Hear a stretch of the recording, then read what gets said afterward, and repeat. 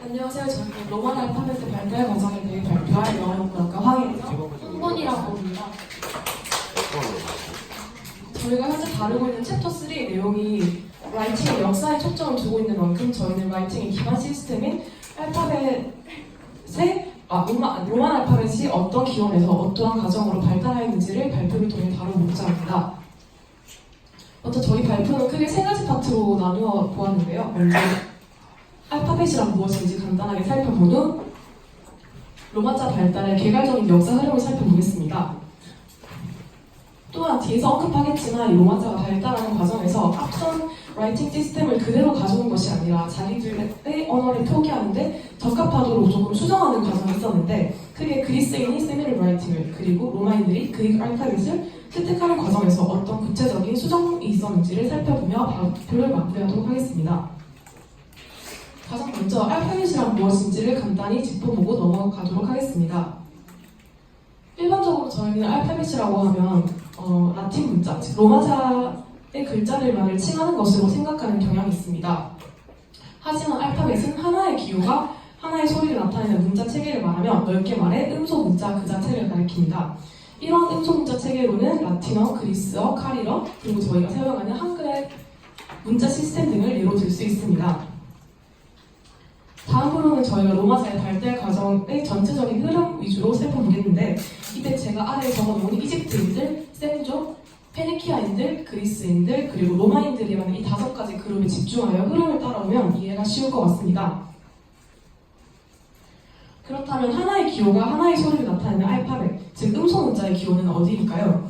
그 기호는 이집트로 거슬러 올라갈 수 있는데 흔히 저희는 이집트 하면 상형 문자를 대표적으로 떠오르기 때문에 이집트가 음소 문자의 기원이라는 것이 조금 이상하다고 생각이 들 수도 있습니다.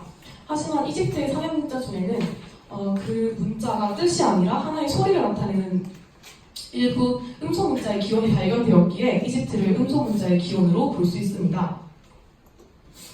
이 시기에 여기저기서 유명하던 셈족이 이집트에 오게 되었는데 이때 셈족은 그들의 언어를 표기할 체계로서 이집트의 상형 문자 전체가 아닌 이집트 상형 문자 중 소리를 나타내는 음소 문자 일부를 채택하게 되었습니다. 이후 셈족은 레번트라는 지역으로 가 그들의 왕국을 건설하였는데 이 중 페니키아가 연합 왕국 중의 하나였습니다. 페니키아 왕국은 무역함으로써 자리 잡았고 그들만의 음소 문자 체계와 그리고 파피루스 종이를 통해 무역을 할 때 그들의 표기 체계도 다른 문화권에 널리 퍼뜨렸습니다. 그 과정에서 다른 문화권들은 그 표기 체계를 채택하고 또 그들의 언어에 맞도록 그것을 변형하는 과정을 거쳤는데요. 그 문화권 중 하나가 바로 그리스였습니다. 훗날 그리스는 바벨을 향유하고 무역하며 또 자신들만의 그 표기 체계를 다른 문화권으로 전파하였는데 지금 현재 이탈리아인 로마 그리고 또 다른 수많은 유럽 문화권 전체로 그들의 표기 체계를 널리 퍼뜨렸습니다. 이 과정에서 저희가 현재 사용하고 있는 표기 체계의 기반이 된 로만 알파벳이 발달하였다고 볼 수 있습니다. 저희가 앞서 로마자 발달의 흐름을 설명하는 중 다른 표기 체계를 채택할 때 그 해당 언어의 라이팅 시스템을 그대로 가져온 것이 아니라 자기의 언어를 표기하는데 적합하도록 조금 수정하는 과정을 거친다고 언급했는데요. 먼저 그리스가 세머의 표기 체계를 가져오는 과정에서 일어난 구체적인 모디피케이션을 살펴보겠습니다.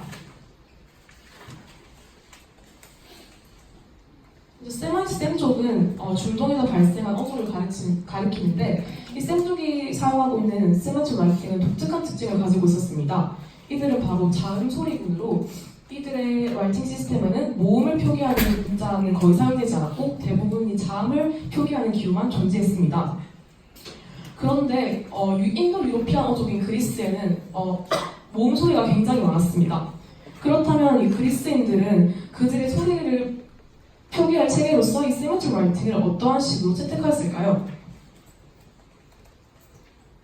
그들은 바로 셈족의 언어 표기 체계에는 그리스인들이 사용하지 않는 자음 소리를 표시하는 기호들이 여럿 있었습니다.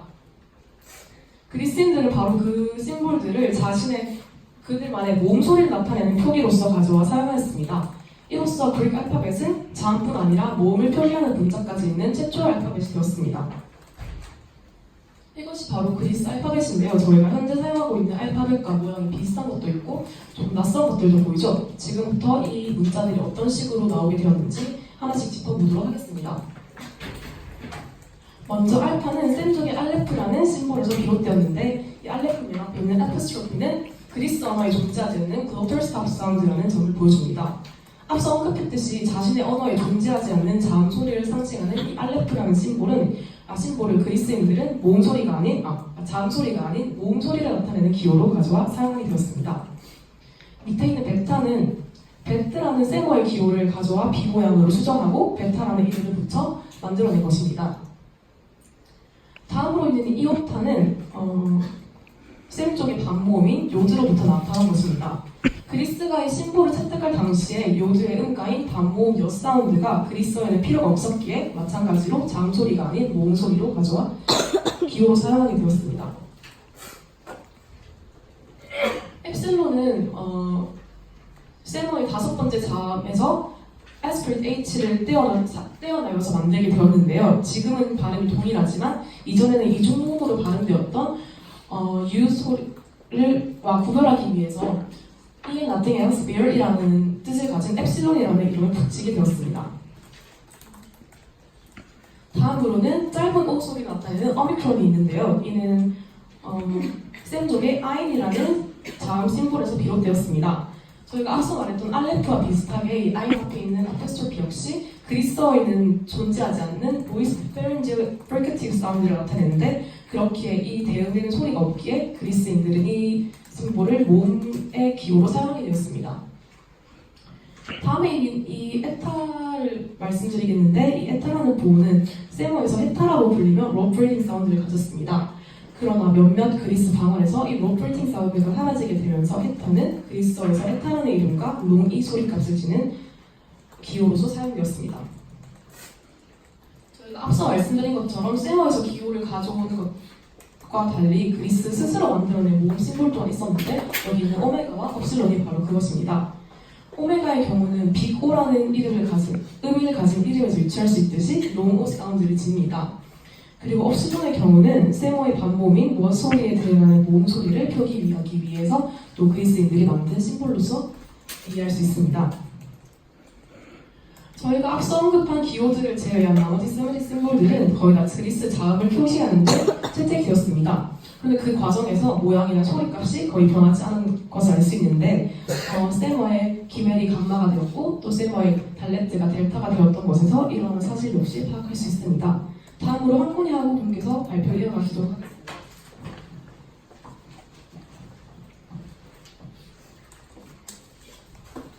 저는 로마 사람들이 그리스 알파벳을 어떻게 받아들였고 그 결과 어떤 변형이 일어났는지에 대해 발표하겠습니다. 그 전에 먼저 여러분은 그리스어 표준 알파벳이 로마 사람들이 썼던 알파벳과 다름을 알고 계셨나요? 사실 그리스어를 쓰는 표준 알파벳은 아테나에서 채택한 이오니아 알파벳이고 로마인들이 채택한 알파벳은 사진에 나와 있는 서쪽 지방, 에트루리아 지방에서 사용된 알파벳입니다. 이제 본격적으로 그리스 알파벳이 로마 알파벳으로 바뀌면서 어떤 변형이 일어났는지에 대해 알아보겠습니다. 가장 먼저 로마 알파벳의 세 번째 글자인 감마입니다. 로마인들은 거꾸로 된 기역처럼 생긴 감마의 둥근 형태, 즉 지금 저희가 사용하는 알파벳 C의 형태의 감마를 사용했습니다. 이 감마는 처음에 그리스어에서처럼 그 소리를 내는 데 사용되었다가 나중에는 크 소리를 내게 되었습니다. 그렇다면 어떻게 될까요? 그 소리가 사라졌기 때문에 이 그 소리를 내는 다른 심볼이 필요하게 된 것입니다. 그렇기 때문에 구부러진 감마의 모양을 약간 변형해 지금은 저희가 아는 대문자 G의 형태가 나오게 된 것입니다.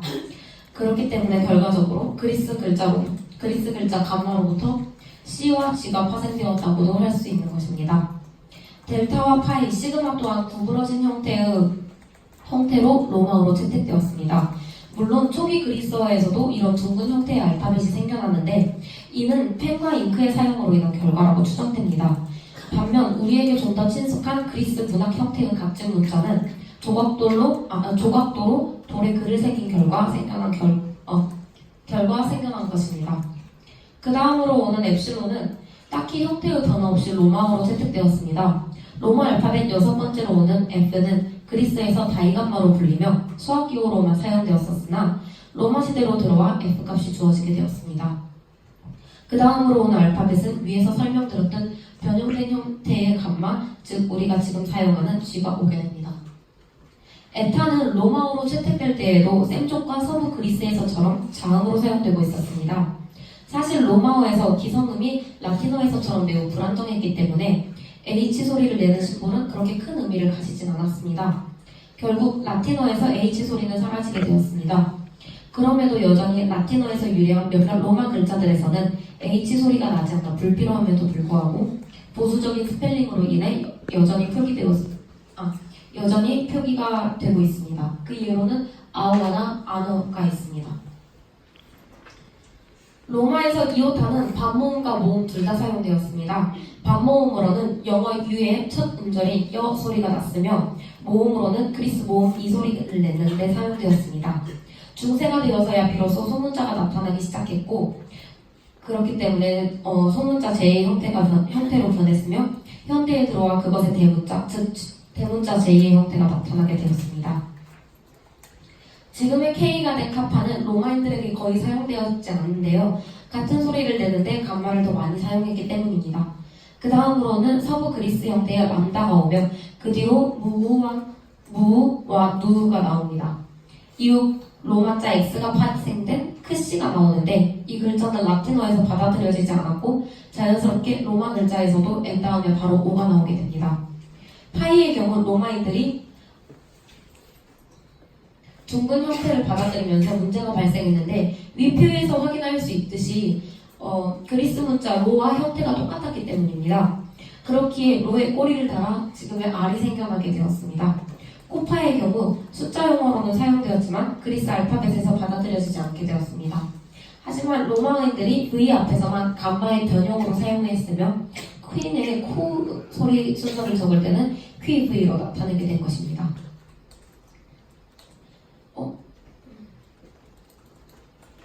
시그마와 타우는 변형되지 않은 채 로마어로 받아들였으며 업실론은 V의 형태로 채택되어 이후 장음 V가 되는 장음 W와 모음 U 소리를 내는데 사용되었습니다. 업실론의 또 다른 형태인 Y는 프랑스의 U나 독일어 음라우트와 같은 그리스 모음 발음을 나타내는 데 사용됩니다. 마지막으로 제타는 초기 로마 알파벳에서는 7번째였지만 분류된 음소가 아니었기에 라틴어에서는 거의 사용되지 않았습니다. 하지만 키게로 시대 때 그리스 단어가 라틴어로 대량 사용되었으며 다시 알파벳으로 들어오게 됩니다. 마지막으로 로마는 카이를 서부 그리스어로 크스 발음과 함께 받아들입니다. 하지만 카이는 그리스 지방의 다른 방언에서 CH로 표기되며 기성은 에스퍼런트 K 소리를 내게 됩니다. 그리스어 세타나 파이도 TH, PH로 표기가 되었는데 이는 고전 그리스 소리를 정확하게 나타내는 방법이었습니다. 라틴어의 감마와 타우, 파이는 거센 소리가 부족했기 때문에 로마인들은 H를 사용하여 고대 그리스의 거센 소리를 표현한 것입니다. 이상으로 저희의 발표를 마치겠습니다. 감사합니다.